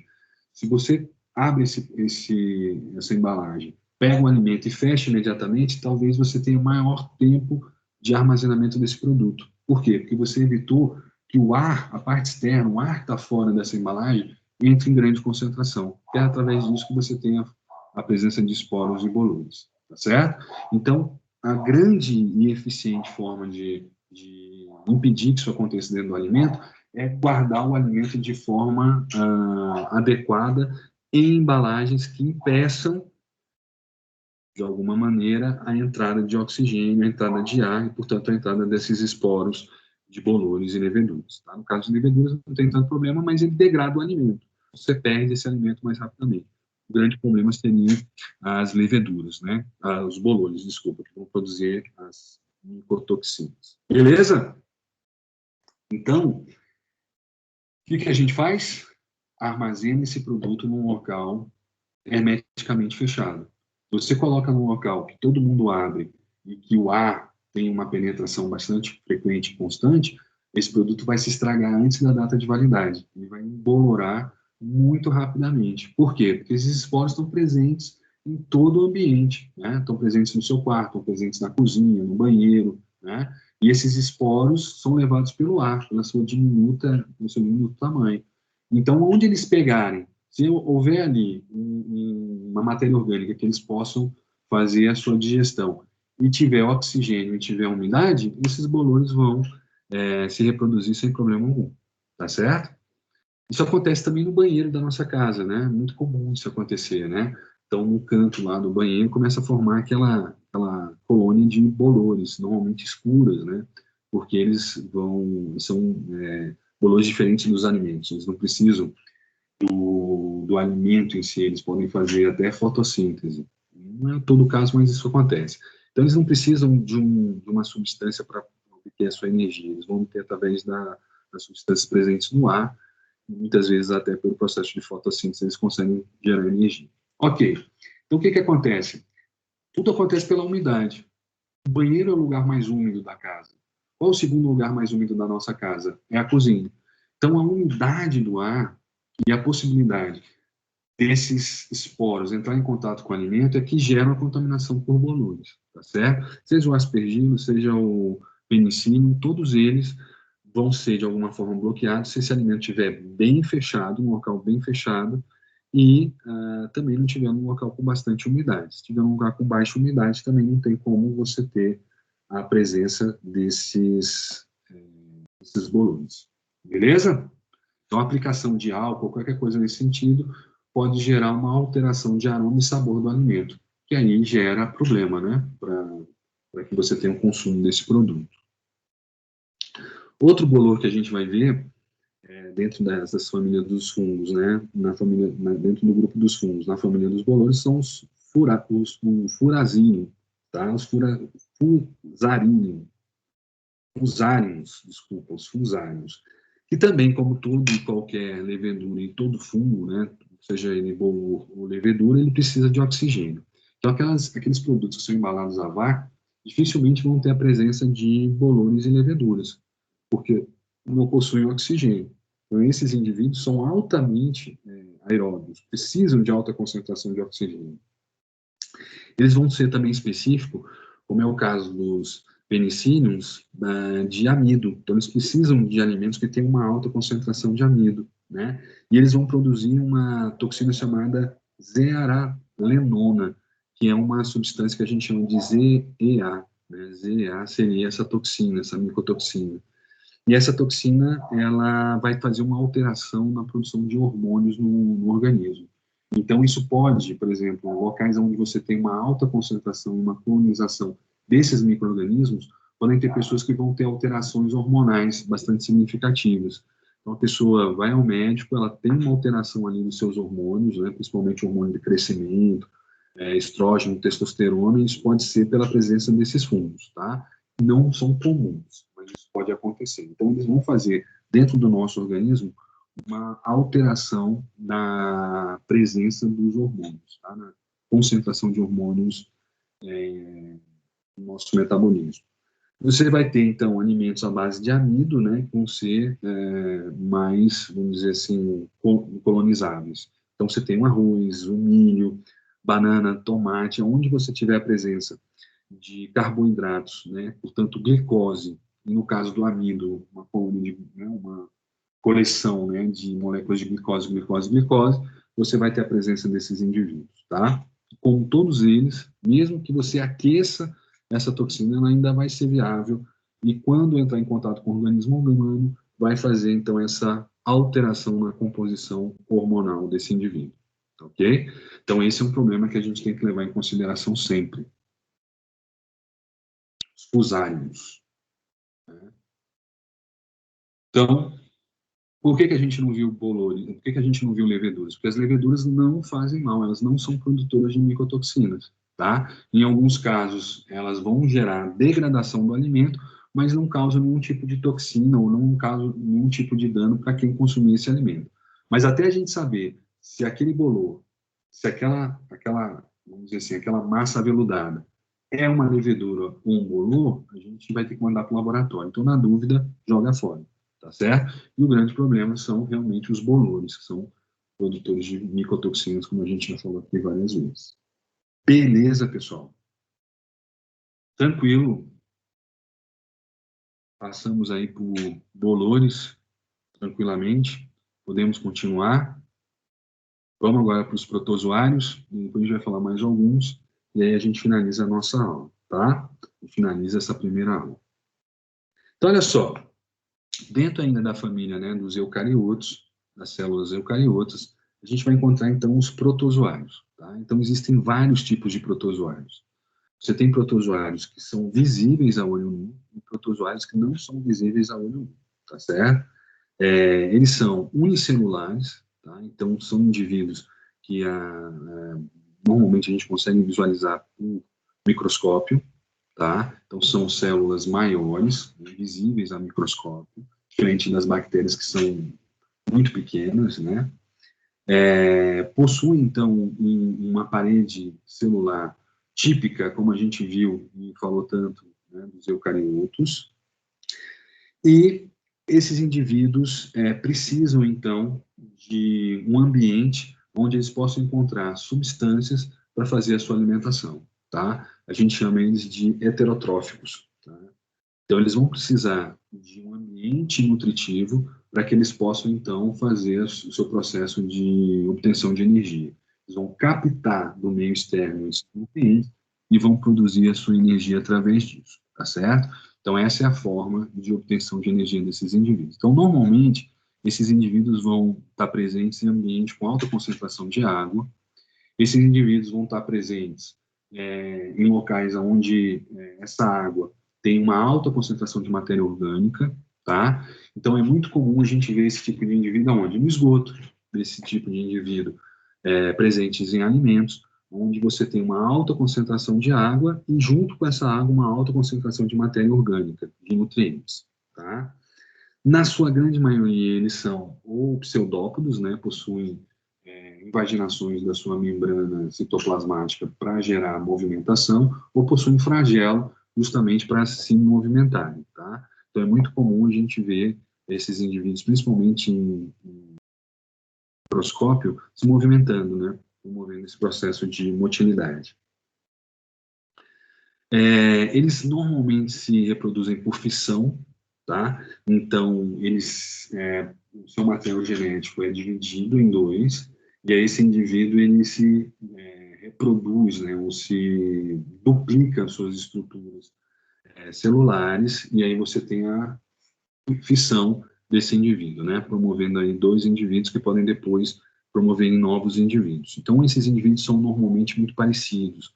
São indivíduos que têm baixa capacidade de diversidade genética. Então, são indivíduos normalmente muito parecidos com a matriz, com sua matriz. Como eu falei, quer dizer, onde você tiver água e matéria orgânica, esses indivíduos vão estar presentes, tá certo? Então, é muito comum a gente perceber esses indivíduos no esgoto, no trato gastrointestinal, né? São locais onde você tem alta concentração de água e substrato, né, e alimento. Então, é muito comum a gente perceber a presença desses indivíduos, tá certo? A entomoameba estonística, né, é muito conhecida, né, um protozoário bastante conhecido, né. Você tem vários tipos de hospedeiros, então a entomoameba ela vai dar indivíduos de sangue quente, onde possuem uma temperatura em torno de 35 a 37 graus no seu trato gastrointestinal. Então, a gente está falando de aves, a gente está falando de mamíferos, tá? Esses indivíduos são hospedeiros desse protozoário. é basicamente o que a gente chama de micro-organismo entérico. Então, ele vai estar presente no trato gastrointestinal, justamente pela alta concentração de água livre, água ligada a outra água, né, uma molécula de água ligada a outra molécula de água, onde ele pode absorver essa substância facilmente, essa molécula, e utilizar, e também onde você tem alta concentração de substrato, carboidratos, proteínas, lipídios, onde serão digeridas na célula e transformadas em outras substâncias, né? No caso de seres humanos, a entomoameba é assintomática em grande parte dos casos, né? Então, são indivíduos que já estão ali bem adaptados em fazer um processo de parasitismo, normalmente é parasitismo, no seu hospedeiro, tá? Então, o que seria parasitismo? É quando um indivíduo se aproveita do outro, mas sem a presença desse indivíduo, o hospedeiro vive normalmente, não é simbiose, né? Então, ele é parasita mesmo, ele vai viver ali no trato gastrointestinal, gerando um ambiente favorável para a sua sobrevivência, mas ele não gera nenhum tipo de benefício para o indivíduo que está ali presente. Não causa nem mal, mas pode também não causar bem nenhum. Então, a gente chama isso de indivíduo que gera, então, processo de parasitose, mas não simbiose. Normalmente, o que a gente vai ter esses indivíduos sendo contaminando ou sendo de alguma forma feita a transmissão desses indivíduos da forma fecal-oral. Então, são indivíduos que possuem, né, esse indivíduo no seu trato gastrointestinal. Durante o processo de eliminação de fezes, você tem ali, então, a contaminação da mão do indivíduo, e dali você tem a contaminação por outro indivíduo através do que a gente chama de contaminação, modo de infecção fecal-oral. Eles, quando estão em ambientes desfavoráveis, que pode ser, por exemplo, um ambiente muito quente, ou ambientes com baixa concentração de água, eles podem fazer um processo de invaginação da sua própria membrana e produzir o que a gente chama de cistos, tá? No caso aqui a gente está falando de um cisto, e esses cistos são eliminados junto desse ambiente para que outros indivíduos possam ser gerados em ambientes mais favoráveis. Então, é muito parecido com o esporo, que a gente vê de bactérias e de bolores e leveduras. É uma invaginação com alta concentração de cálcio, aquele indivíduo fica com material genético ali guardado. Quando ele encontrar um ambiente favorável, com alta concentração de água e substrato, ele volta a ser um indivíduo ativo, né? Então, portanto, a gente não vai chamar aqui de esporos. No caso de protozoários, a gente chama de cistos ou ocistos. O ocistos vai depender do tamanho e da concentração de invaginação dentro do esporo, né? No caso aqui, uma invaginação mais, vamos dizer assim, simplificada, então é uma camada só. O ocistos são várias camadas. Outro protozoário que a gente vai ver é o Cristoporídeo, né? Os Cristoporídeos são protozoários, tá certo? Parasitas intracelulares, então eles vão precisar chegar a um tecido, tá certo? De animais de sangue quente, portanto, aves ou mamíferos, vão fazer um processo de infecção da célula e vão utilizar algumas estruturas da célula, como, por exemplo, mitocôndrias, complexo de Golgi, lisossomos e ribossomos, para poder fazer, então, novos indivíduos, tá certo? Então, eles vão infectar células do trato gastrointestinal. Então, normalmente, quando a pessoa é contaminada por um Cristoporídeo, ela promove um processo de infecto contagioso. Então, a pessoa vai ter um processo inflamatório, vai ter dor aguda abdominal. Então, dificilmente você vai ter um processo assintomático, tá? Ou dificilmente você vai ter aí um processo onde você pode ter aí o aparecimento de processo inflamatório e tudo mais, já porque existe uma adaptação, mas você tem um processo de infecção celular. Você tem também fecal oral, como a maior parte dos protozoários, né? E aqui você tem um oocisto e não um cisto. Então, você tem uma dupla invaginação desse esporo, vamos dizer assim, né? Justamente para... Posso, minha linda, como é que eu posso fazer? Deixa eu ver se você está aqui. Tivemos aqui um recadinho, deixa eu ver se eu consigo...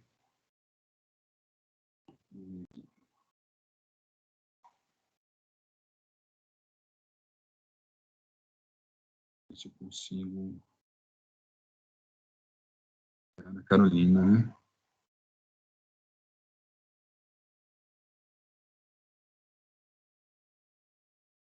Recebi aqui uma mensagem de um aluno que está tendo dificuldade de entrar na sala, mas ele não está ali no hall.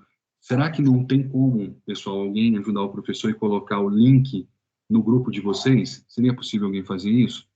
Que aí eu acho que talvez ela consiga entrar. Ela não está aqui no hall, então eu não consigo liberar. Então, pedir para vocês. Mas aí qualquer coisa, essa aula está sendo gravada e ela vai ser disponibilizada para vocês terem acesso, tá bom? Mas eu realmente não estou conseguindo aqui visualizar para poder liberar a aluna para entrar. Mas vamos lá. Outro protozoário que nós vamos encontrar também com bastante frequência, né? É outro parasita unicelular, é o citospora, né? O citospora, ela é muito comum a gente encontrar, né? Vão estar aí principalmente no solo e ambientes também, como a gente já falou, esgotos, né? Onde você tem grande concentração de água e matéria orgânica presente, né? Eles também são parasitas unicelulares, então eles precisam de uma célula do trato gastrointestinal para fazer essa colonização e aí utilizar as estruturas dessas células para poder fazer o seu processo de multiplicação de indivíduos, né? Também, como todo e qualquer protozoário do trato gastrointestinal, né, o que infecta um trato gastrointestinal, a infecção é do tipo feco-oral, tá? E aqui, no caso, eles vão produzir também oocistos, né, e podem ser eliminados no meio ambiente, e normalmente ou o cisto ou o oocisto vão ter um grande prazo de duração, até que eles possam encontrar outro indivíduo que consumam esse cisto ou esse oocisto, levem até o trato gastrointestinal e ali eles consigam fazer a contaminação e, portanto, a infecção de células do trato gastrointestinal, tá certo? São indivíduos que podem ser viáveis até 20 dias, né, em torno de 14 a 20 dias, eles podem ficar nos solos nessa condição durante esse tempo e depois serem ingeridos e aí formar esse processo de infecção parasitária. A Giardia, ou Giardia também, assim chamado, né? A Giardia ou Giardia, é um protozoário também bastante conhecido, esse é muito fácil da gente observar por microscópio, né? É um parasita unicelular flagelado, então ele vai também utilizar como hospedeiro indivíduos de sangue quente, como a gente falou, né? Então vão desde os mamíferos até aves. A sua reprodução é assexuada, portanto, esse indivíduo é muito parecido com a matriz, então tudo aquilo que elimina a matriz vai eliminar esse indivíduo também, e eles se reproduzem através de uma estrutura chamada de cisto, tá? Então, é uma invaginação mais simplificada desse esporo, fazendo com que você tenha, então, uma menor proteção, a gente chama isso de cisto. Se fosse dupla ou tripla, ou até várias camadas, a gente chamaria de oocisto, né? Mas é altamente resistente a produtos químicos e à temperatura também. Então, ele fica no solo durante muito tempo.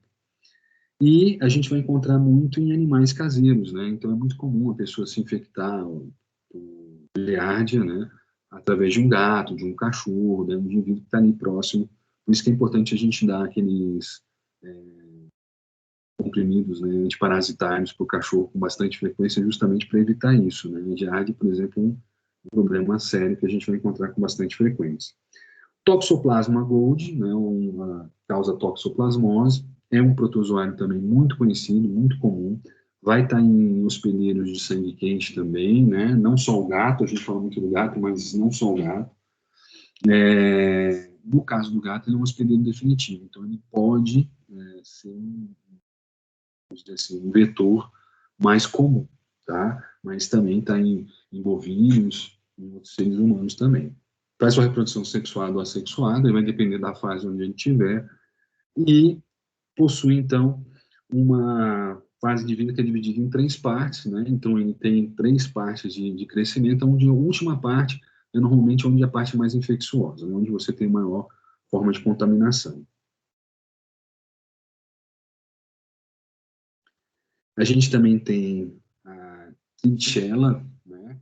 Que é um protozoário já na classe dos eumintos, né? Do hemateumintos, que é um euminto. Então, é um verme, então ele é pluricelular. Então, a gente vai encontrar um indivíduo de grande tamanho, tá certo? Grande tamanho para o micro-organismo, né?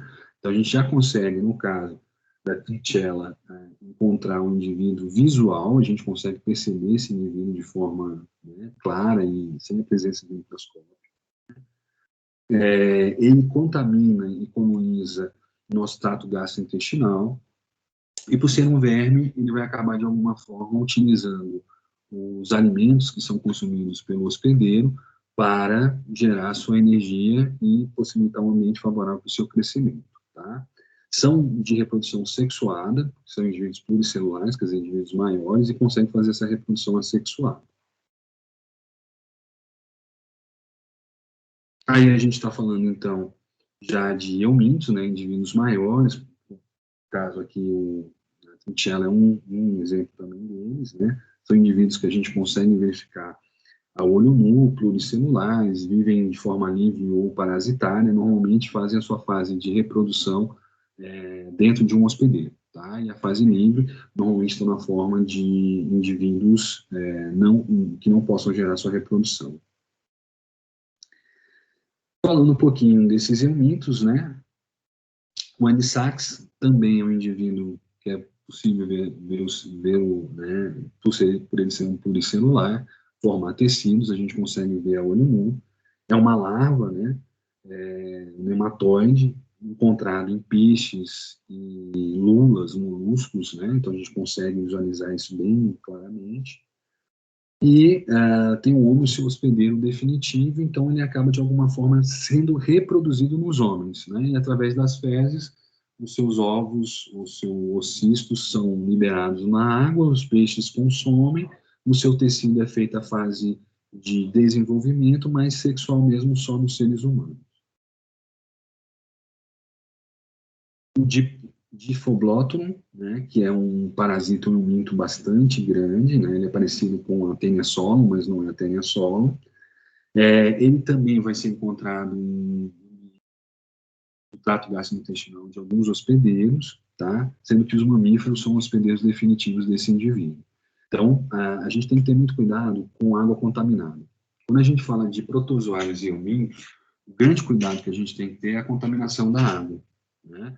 Então, utilizar alimentos que tiveram contato com o esgoto, ou água de alguma forma poluída, ou até mesmo a falta de uma higienização adequada das mãos, principalmente depois da pessoa sair do banheiro, são as principais formas de contaminação desses indivíduos, tá? Eles precisam do trato gastrointestinal do seu hospedeiro para ter todas as suas etapas de desenvolvimento e precisam também do nutriente presente nesses locais para que eles possam, de alguma forma, se desenvolver, tá? Então, é muito comum a gente ver esse tipo de, tanto de protozoários quanto eumintos, presentes no esgoto. Tem pessoas que têm contato, que consomem água contaminada, né, rios que têm os seus afluentes, o seu próprio leito mesmo, o deságue, né, de esgoto, são locais onde os peixes, os alimentos que provenientes de lá, ou a própria água proveniente de lá, possa ser o principal vetor, o principal meio de transmissão desses indivíduos, tá certo? Normalmente, principalmente os protozoários e eumintos vão estar presentes no trato gastrointestinal e ali vão se desenvolver e se reproduzir. Taenia solum, né, tem a Taenia sarginata, que a gente vai ver principalmente em bovinos, e no caso de seres humanos a gente vai ver a Taenia solum, né? Então, um parasita intestinal, que na sua fase adulta a gente consegue ver claramente, né, espalhado, a gente consegue ver, pode chegar até 2, 3, até 12 metros, né, esse indivíduo, através da formação de um tecido, né. Na sua fase inicial, a gente vai encontrar o cisticerco, então, você pode ter duas enfermidades ou agravos que possam vir da Taenia solum, né, uma seria a ateníase e a outra é o cisticerco, ou a cisticercose. Quando o indivíduo está na fase ainda de oocysto, né, de ovo, quando a pessoa consome esse alimento com esse contaminante na sua fase inicial, que é o ovo, se esse ovo for digerido pelo indivíduo, ele pode então formar o que a gente chama de cisticercose, que seria a inflamação de um tecido pela presença do ovo da Taenia solum, tá? Isso pode ser tanto no tecido muscular quanto até mesmo no tecido cerebral. Isso vai depender se ele entrar na corrente sanguínea onde ele vai parar, tá? Então, se for no tecido muscular, ele vai ali, de alguma forma, gerar um processo inflamatório e isso vai gerar um certo desconforto. Se for no cérebro, isso vai gerar um desconforto muito maior. Isso a gente chama de cisticercose, tá certo? Os grandes problemas mesmo, e aqueles que vão causar maior sintomatologia, são aqueles onde o cisticerco ele é armazenado no cérebro. Tá? Pode gerar convulsão, dores, cefaleia, dores de cabeça bastante significativas. No tecido muscular, isso gera algum tipo de desconforto ou uma protuberância no tecido. Mas se você consome um indivíduo adulto, aí você vai ter outra doença, tá certo? Outro agravo que se chama ateníase, onde a formação, então, desse indivíduo na fase adulta, e ele vai jogando, então, e liberando, né, partes desse indivíduo, que no solo, depois, quando consumidos novamente pelo indivíduo, vão gerar novas tênias, nova teníase. Então, você só tem a cisticercose quando ele está na fase de ovo, né? Quando ele está sendo de alguma forma consumido e essa fase chega até algum tipo de tecido. A gente tem os vírus, né, que podem de alguma forma ser consumidos pelo alimento, e o alimento ser uma forma de transmissão desses indivíduos, né? A gente tem que lembrar que um vírus não é um ser vivo, né? Ele precisa de uma célula-alvo para que ele possa utilizar, né, parasitar essa célula-alvo para justamente fazer a produção do seu DNA ou RNA. Alguns vírus possuem camadas proteicas mais intensas, outros não. No caso do coronavírus, tem camada proteica bastante intensa. E são, então, parasitas intracelulares obrigatórios. Eles precisam de uma célula no seu hospedeiro para que essa célula, né, e eles são especializados em algumas células, para que essa célula possa, de alguma forma, formar novos indivíduos, né? Apresentam alta variabilidade, porque a gente está falando de células diferentes, em tecidos diferentes, de indivíduos diferentes. Então, vão gerar uma alta possibilidade de variabilidade genética. E quando a gente fala, então, de vírus presentes no alimento, ou vírus que podem ser consumidos pelos alimentos, a gente está falando também de alimentos que normalmente estão contaminados ou pelo manuseio inadequado ou pela água contaminada, tá certo? Um dos mais comuns, né, são os enterovírus, e aí é muito comum a gente ver isso, são vírus que têm como tecido específico de alvo o trato gastrointestinal. Então, esses indivíduos vão gerar dor abdominal, vão infectar o trato gastrointestinal e dali produzir novos indivíduos, né? Normalmente, isso acontece pelo contato feco-oral ou até mesmo pelo contato com outros indivíduos. Isso possui uma capacidade de dispersão bastante grande, né? E podem estar também, de alguma forma, quando presentes em água, sejam de alguma forma contaminar peixes, moluscos e alguns outros crustáceos, e no consumo desses alimentos, a gente pode ter, de alguma forma, a contaminação.